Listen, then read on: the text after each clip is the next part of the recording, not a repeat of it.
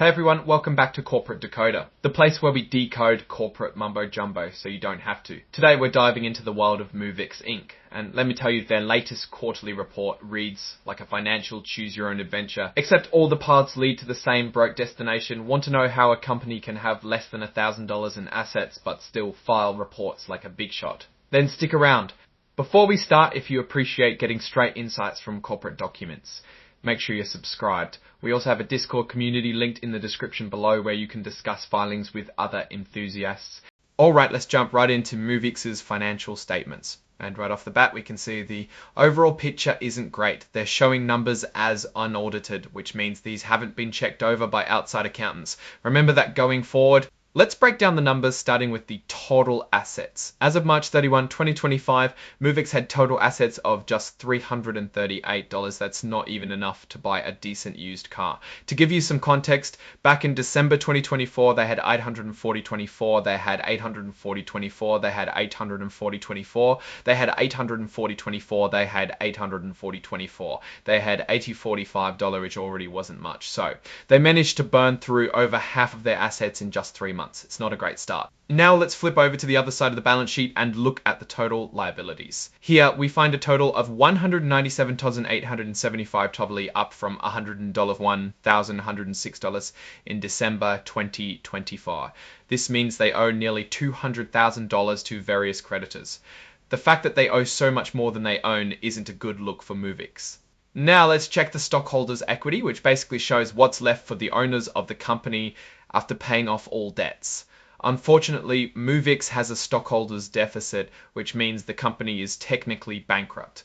As of March 2025, that deficit stands at $197,535. That deficit stands at $197 in 2025. That deficit stands at $197,507. That in deficit dollars and $537. This is an increase from the already concerning deficit of 180 PAWs. As of March 2025, that deficit stands at $191.7 and dollar deconcerning deficit of $180.19.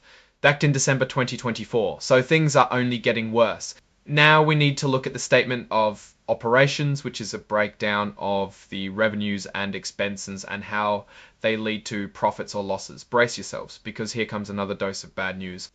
For the 3 months ended March 31, 2025, MOVEIX reported revenue of precisely $0. That's right, absolutely nothing.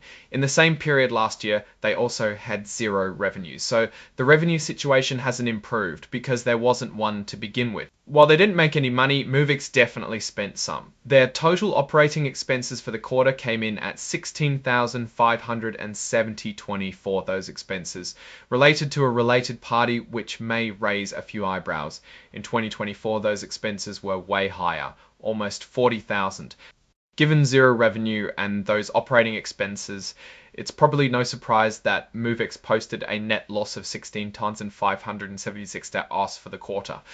While the loss is never good, at least it is smaller than the almost $40,000 from last year. Alright, so where is the cash going? Time to examine the cash flow statement, which will tell us how money moved in and out of the company.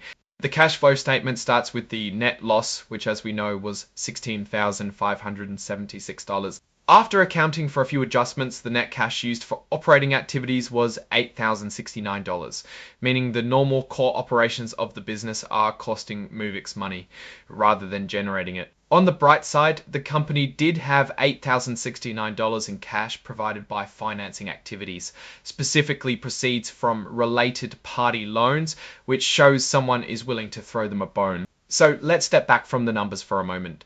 The company was supposed to be reselling electric bikes, hoverboards, and segways. I guess that never took off.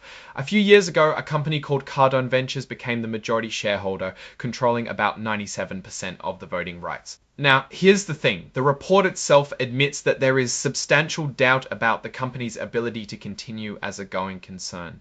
In plain English, they're not sure if they can stay in business much longer. They mention needing to raise additional funds and are exploring different ways to do it. As of March, the related party debt stood at $185,175.800 and $800 is interest free. It seems like this company is living off of loans from its parent company.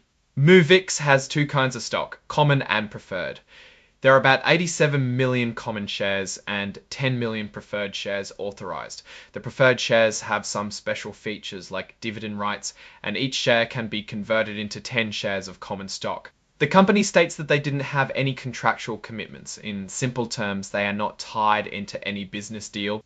MOVEIX says their disclosure controls and procedures were not effective as of March 31, 2025. This means they recognize they have problems making sure their required reports are accurate and on time. This could be a red flag for investors. Finally, they say no trading plans were adopted or terminated during the quarter. Right, let's put all this together. MOVEIX is essentially a shell company right now. They have negligible assets, no revenue, and they're burning through cash. The company is living off related party loans. They even admit they might not be able to continue as a going concern. As for the ineffective controls, well, it seems like this company has significant issues with its reporting, and that should give any investor serious pause. Now, looking at these results more broadly, it's hard to see a clear path forward for MOVEIX. It is entirely reliant on its parent company. It's not generating any revenue and has a huge amount of debt relative to its assets. Right now, this company looks like a high-risk situation. Alright, that's our breakdown of MOVEIX's latest filing. What's your take on these numbers and what they signal for the company's future? Drop your thoughts in the comments. If this analysis was valuable, hitting that like button really helps, and subscribe for more deep dives. Don't forget to check out the Discord in the description. Thanks for watching. See you next time.